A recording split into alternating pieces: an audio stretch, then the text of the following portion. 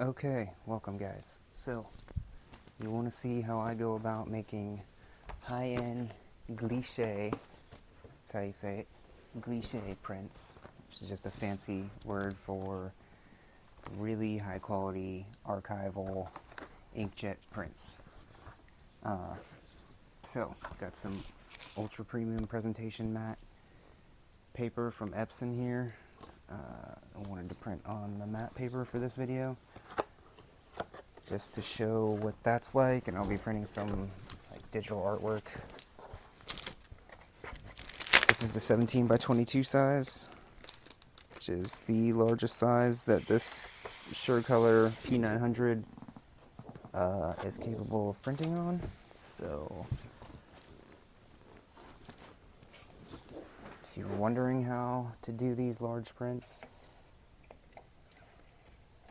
this is exactly how I do it. Gonna load the paper up here. Excellent. We'll set the paper types, already set, ultra premium matte. For size, we can go 17 by 22. Alright. Looks good. Okay, so over in Photoshop, and I print typically from Photoshop just because that's what I like to use. It's what I've been using for a long time, and it's comfortable to me, and I get predictable results out of it is the main reason. When it comes to prints, predictable results is everything. So, but that being said, it doesn't matter. Photoshop is just my program of choice, but you can accomplish this using whatever photo editing software it is you use. It really doesn't matter.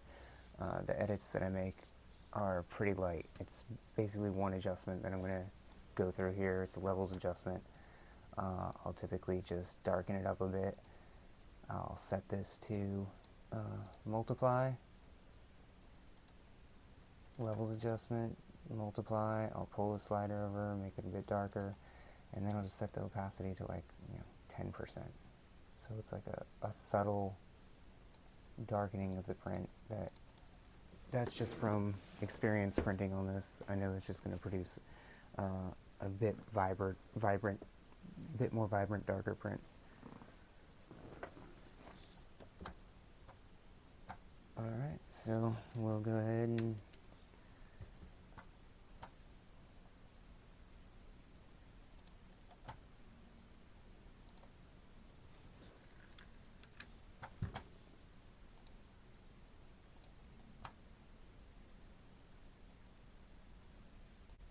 okay, so I'll set up a new canvas, 22 by 17, and I'm just going to drag the image I just created over, and then line it up and size it up accordingly.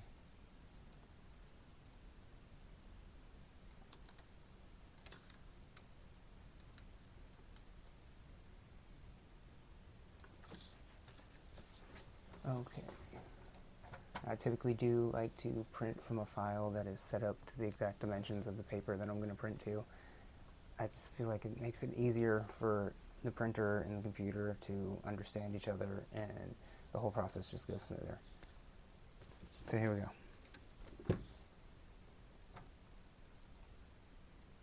Like I said, this is why it really doesn't matter what program you're using. All the print settings that I'm going through are going to be through the Epson printer, and these will be available to you no matter what program you use under the print settings dialog when you're printing. I'm going to set paper type, which it's already set, ultra premium matte, the color mode, quality options. I'm typically sticking to 3 superfine. I found is more than adequate. Finest detail. I like to print with the Epson standard sRGB mode here, and I know probably a lot of people recommend you use the ICM, and I've done that plenty of times too. I find that the Epson sRGB works just fine for what I do, so there's no reason for me to load up a custom profile every single time I'm printing something when that works fine.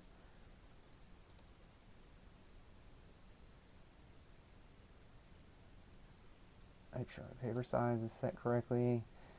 I'm not worried about borderless. I'm going to have a white border around this. Okay, everything looks good. Photoshop knows to let the print manage the Photoshop knows to let the printer manage these settings, so it's not going to control anything. It's going to allow that print dialog to take control. So all I have to do now is hit print and watch the magic happen.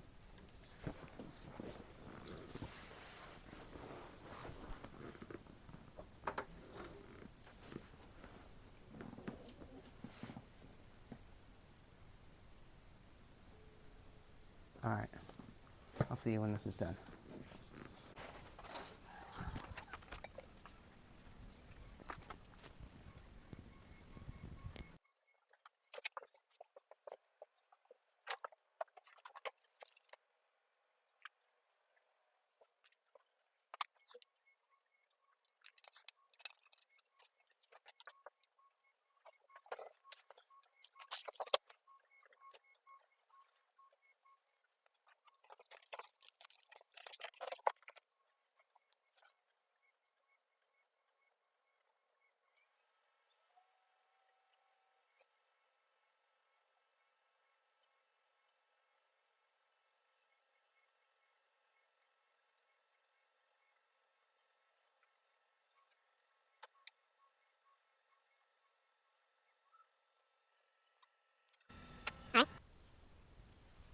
Alright guys, here we have it, the finished product.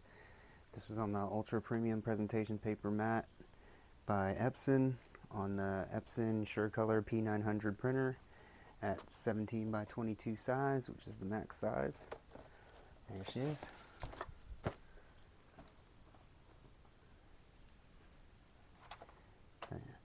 Archival Giclée archival inkjet print, 17 by 22 inch on matte paper, and it looks awesome. This detail, the color, everything's great. The weight of the paper is good. Where this was printed on the Epson sRGB mode, and I think the color matches my artwork just fine.